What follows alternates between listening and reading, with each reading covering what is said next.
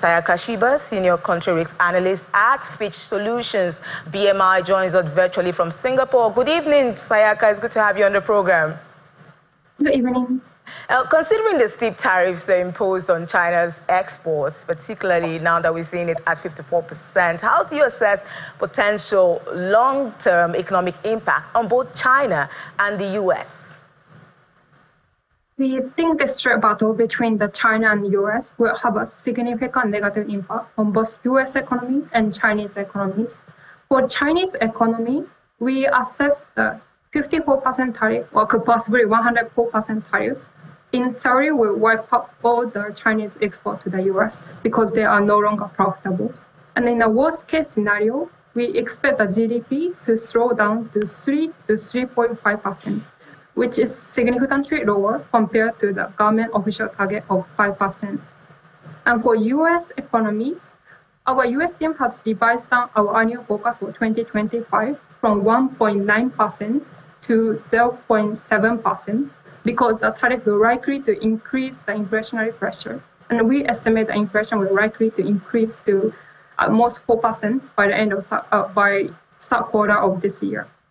Okay, so we've seen China take a stance, is going hard on the U.S., but we've seen other countries, we've seen countermeasures from them. But how about other countries like Japan? How likely are they to respond to these tariffs? What has been the response so far from Japan and the rest of the countries in Asia? Aside of China, Asian economies will have no intention to take any aggressive action to U.S., no intention to retaliations. Instead, they are likely to engage in a negotiation with some possible concession to the U.S. It is because the U.S. is one of the major security and economic partners for Asian developed economies like Japan, South Korea, and Taiwan. And for other Asian emerging economies like Indonesia, Malaysia, Philippines, U.S. is one of the major investment and trade partners. So worsening the relation with the U.S. is not an ideal option for this country from the perspective of their long economic growth focus. Okay. And specifically for Japan, which have faced a 24% reciprocal tariff and 25% tariff on automobile sector, which is the main sectors, the government already announced that they have no intention to escalate the situations. Last night, the Prime Minister Ishiba spoke with Trump and agreed to continue their bilateral negotiations. Japan will send a special team to the White House, and we expect that Japan needs to make some concession, but eventually will likely to secure some tariff reductions. And same for Vietnam, which faced a 46% tariff.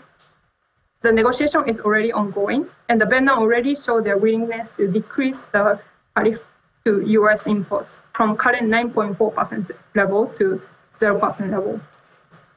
Okay, so you've said now that countries like Vietnam, Japan, and the rest of them are not willing to retaliate, but go to the table and negotiate the terms, maybe reduce their tariff levels. But looking at China's stance right now, if they continue this trade war with the U.S., what are the risks of a crossfire? Won't these countries that have decided that they're not going to retaliate, won't they be caught in a possible crossfire here?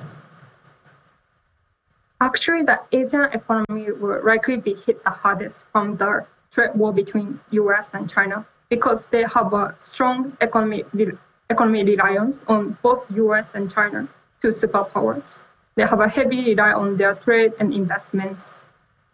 And we specifically see four main risks. The first risk is that the Asian economy will likely to see a significant decline in exports to the U.S. and China because we expect this economy will likely to slow down. And second, we also expect the worsening on fiscal balances in Asian countries because the government tried to increase the fiscal spending to offset some of the export loss.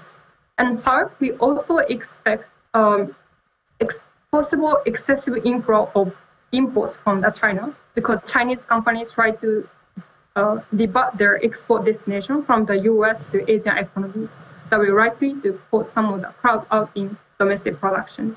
And fourth, we also expect some of the financial instabilities. And upon the tariff announcement, some of the Asian currencies, like Indonesian rupees and Vietnamese dong, face strong selling pressures. And the Hong Kong Stock Exchange also saw the biggest decline since 1997, the Asian financial crisis yesterday. So we also see the risk in the financial sector.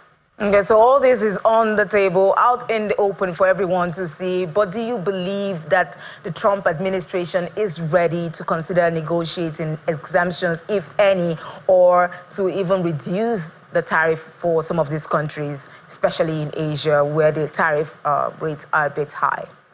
Or do we expect to see this evolve into a more entrenched trade war? It's quite hard to predict now, but we believe that there are some space for the Trump administration to reduce tariff for some countries who chose not to retaliate against US, including the Asian economies. But I think the negotiation will take time, and we do not expect a 10% blanket tariff likely to be removed.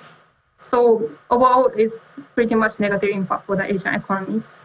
And whether that is going to be a trade war depends on the response from the EU also. So if the EU decided to choose a retaliatory path, that is also going to increase the chance for the global trade wars, and that will be pretty sure about negative impact for all countries involved, including US and of course in Asia. We do hope that these countries come to an agreement with the U.S. and end this global trade war. Thank you so much, Sayaka Shiba, Senior Country Analyst, Fitch Solutions, BMI from Singapore. Thank you for joining us again. Thank you.